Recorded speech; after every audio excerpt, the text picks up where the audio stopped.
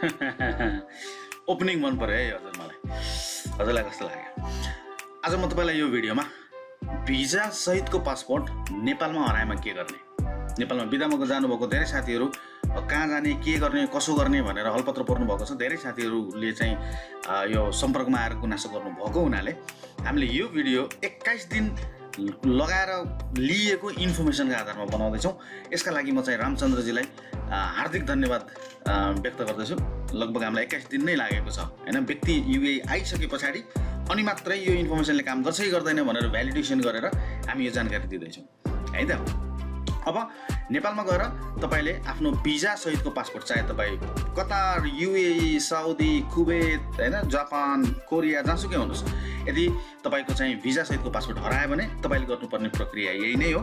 र यो पहिले चाहिँ एम्बेसीमा गएर सिधै जुन टेम्पोररी भिजा लिइन्थ्यो त्यो टेम्पोररी भिजा अहिले यो कोरोनाको कारणले गर्दाखेरि दिएको छैन। सम्भवतः त्यो पछाडि फेरि रिइस्टाब्लिस हुनसक्छ। तर अहिले हामीले गर्नुपर्ने प्रक्रियाहरू भनेको यिनै 4वटा प्रक्रियाहरू हुन् है। अब हामी के गर्नुपर्छ त्यतातिर लागौँ।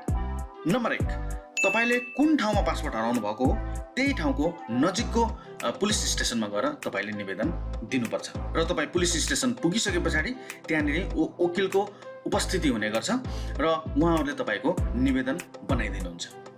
र निवेदन बनाएर प्रशासनमा दिइसकेपछि यदि त्यहीँबाट पासपोर्ट फेला पर्यो भने पर्यो, यदि फेला परेन भने 5 दिन पछाडि तपाईँ पुलिस स्टेसनमा जानुपर्छ। यो के भयो? 1 नम्बर। अब 2 नम्बर प्रक्रिया, जब तपाईँ पुलिस स्टेसनमा जानुहुन्छ तपाईँलाई पुलिस स्टेसनबाट एउटा पत्र दिइन्छ।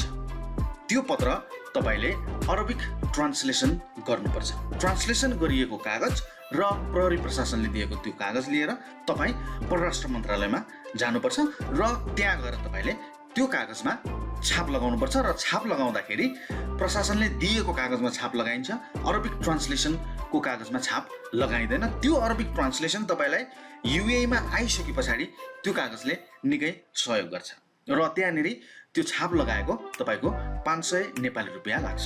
र हराएको पासपोर्टको दस्तुर सहित तपाईँको नयाँ पासपोर्ट बनाउन 20,000 लाग्छ। यदि तपाईँले 20,000 पे गर्नुभयो भने बिहान दियो भने बेलुकी पासपोर्ट आउँछ, 1 दिनमै पासपोर्ट आउँछ। र यदि तपाईँले 15,000 तिर्नुभयो भने तपाईँको 2-3 दिनमा पासपोर्ट आउँछ।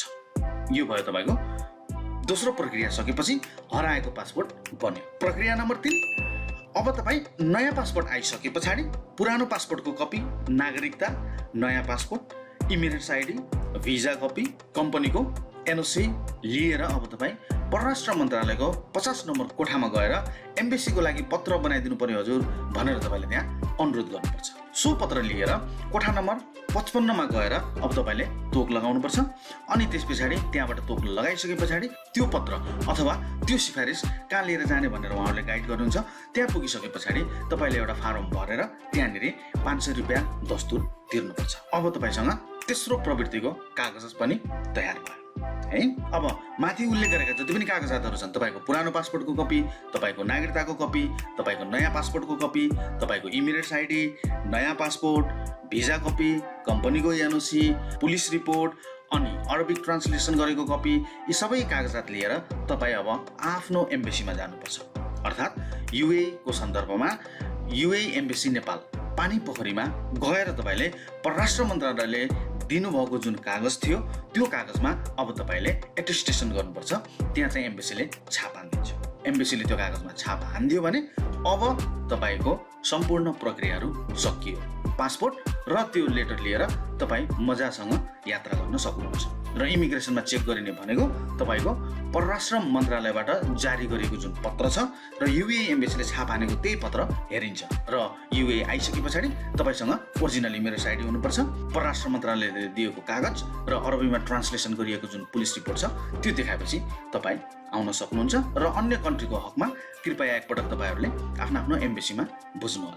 अब तपाईँ के कुरामा विचार गर्नुहोला भने यदि तपाईँको भ्यालिड श्रम थियो है, भ्यालिड वर्क पर्मिट थियो भने तपाईँले पुनः त्यो जुन श्रम स्वीकृति थियो त्यो तपाईँले प्रिन्ट गर्नु होला। डोफोकै वेबसाइटमा गएर तपाईँले पासपोर्ट नम्बर हानेर आफ्नो श्रमको स्टिकर त्यहाँबाट पनि प्रिन्ट गर्न सक्नुहुन्छ। यसको लिङ्क मैले यो भिडियोको डिस्क्रिप्सनमा पनि राखिदिएको छु। र यदि तपाईँको श्रम छैन भने अब तपाईँ नयाँ श्रम बनाउनेतिर लाग्नुपर्छ।